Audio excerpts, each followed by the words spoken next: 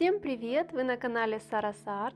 Сегодня я впервые записываю видео с озвучкой, до этого у меня были только спидпейнты с музыкальным сопровождением, так что для меня это эксперимент, поэтому напишите, пожалуйста, в комментариях, нравится ли вам такой формат видео или лучше оставить как раньше. Сегодня я хотела бы рассказать вам, как я рисовала девушку для своего челленджа «Нарисуй это в своем стиле», который я провожу в инстаграме, ссылка есть в описании канала. Я хотела нарисовать такую интересную девушку-воительницу, которая скорее всего из какой-то альтернативной реальности, потому как мне хотелось совместить и современные элементы, такие как ее прическа, одежда, но при этом у нее меч и аксессуары, похожие на золотые украшения какого-то племени, особенно вот эти вот на шее.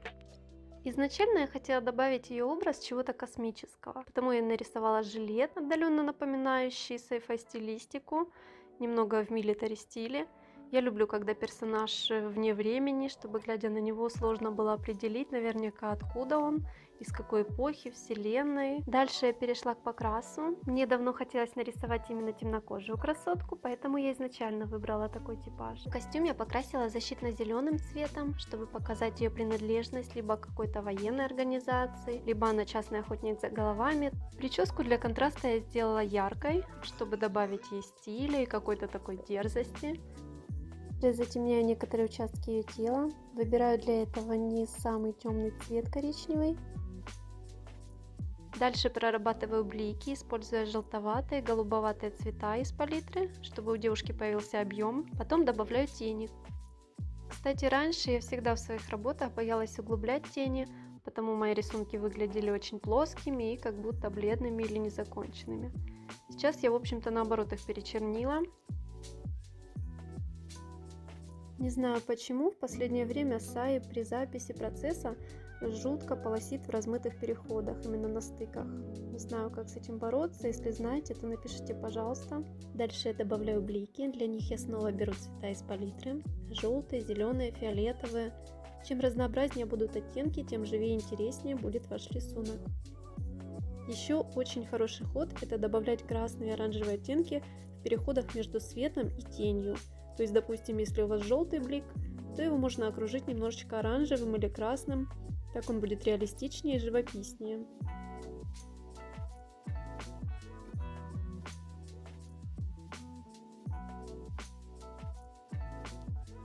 Дальше я просто уточняю плоскости и черты лица. Как вы видите, я сначала слегка штрихую и размываю инструментом акварель. Хоть многие художники не любят размытие, но мне так нравится. В итоге я решила перерисовать прическу, мне показалась она слишком скучной, хотелось более стилизованную. Для этого я нашла несколько рефов, чтобы сделать ее форму интереснее. Кстати, не забывайте, что любую форму желательно разбавлять негативным пространством, то есть вот такими вот просветами между локонами. Это намного интереснее смотрится, чем закрашивать сплошную форму заливкой, из-за чего волосы выглядят тяжелыми и как будто такой панцирь на голове. Я обожаю рисовать волосы, у меня не так хорошо получается пока, как хотелось бы, но я работаю над этим. Возможно, даже запишу урок по рисованию таких вот стилизованных волос, если вам это интересно, когда у меня уже хоть немножечко будет получаться. Потом я решила переодеть девушку, мне показалось, что зеленый военный цвет смотрится как-то слишком уныло, и хотелось ярких красок и добавить стиля, потому я надела на нее свободную укороченную кофточку яркого оранжевого цвета. Дальше я прорисовываю складки. Мне кажется, это очень важно уметь красиво рисовать складки при рисовании персонажа. Как видите, я не умею, но очень стараюсь. Хорошо, если вы умеете рисовать материалы, такие как кожаные элементы, металлические, ткань. Здесь важно понимать, как ткань ведет себя на объемах, где собирается в складки и почему. Если вы этому научитесь, то визуально это очень сильно повысит уровень вашей работы. Я перехожу к светлым частям, долго не могла определиться, хочу я их сделать голубыми или розовыми. В итоге оставила голубоватые, потому как мне очень нравится сочетание голубых бликов и теплых теней на коже.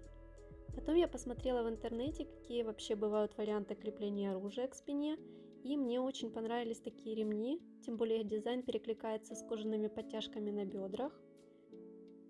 Застежки я рисовала достаточно халтурно, потому как борюсь с перфекционизмом и не прорисовываю больше элементы, которые потом все равно будут почти не видны. По поводу материала шорт я так и не определилась, то ли это кожа, то ли ткань. В итоге получилось что-то невнятное.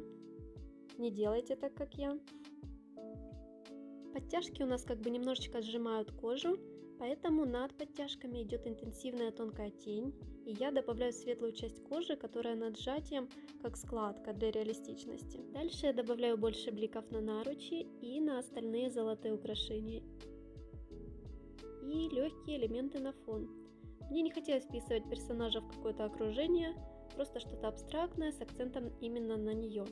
Чтобы было интересно по цвету, я экспериментировала, добавляла розовые, желтые, но в итоге у меня получилось такое все разноцветное и пестренькое, что в принципе подходит по стилистике к девушке. Она у меня сама вся такая яркая, как тропическая птичка. Кстати, у меня была идея добавить элементы перьев куда-нибудь, но я решила, что все-таки золото плюс перья это будет уже как-то слишком, поэтому остались золотые элементы, кожаные ткани. На волосы я добавляю блики. Я не прорисовываю каждую волосинку отдельно, просто немножечко уточняю форму и куда идет завиток. Подчищаю контуры, прорабатываю повороты пряди, высветляю те части, которые находятся на свету. Здесь у нас освещение слева и справа, но конкретно со стороны волос персонаж больше подсвечен слева.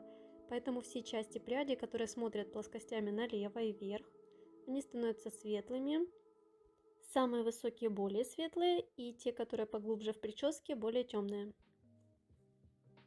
И не забываем, что здесь у нас освещение еще и справа. Это очень хорошо видно по светлым частям на лице, по блику на носу.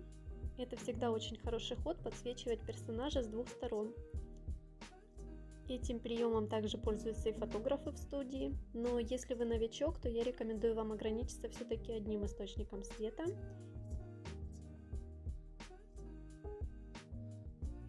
Я решила ей добавить вот такие вот еще сетчатые элементы, для того, чтобы дизайн персонажа был более интересным. Я очень люблю компьютерные игры, поэтому мне интересно создавать подобных персонажей. Я назвала ее Дреа, что значит воительница, и в принципе она могла бы встретиться в какой-нибудь игре как персонаж. Я вполне представляю, как бы она прикольно смотрелась, раскидывая врагов направо и налево своим мечом. Вот такая вот девушка у меня получилась. Надеюсь, вам понравился процесс, и я не утомила вас своими рассказами. Если вам интересен такой формат, пожалуйста, ставьте лайки, пишите мне об этом в комментариях. Это будет меня мотивировать снимать видео с озвучкой процесса, объяснениями и просто с моими мыслями по поводу рисунка. Если вам интересно поучаствовать в этом челлендже, переходите в мой инстаграм. Работы принимаются до 10 ноября. Все ваши рисунки я буду публиковать в сторис. Всем спасибо, подписывайтесь на канал и до встречи в следующих видео. Пока!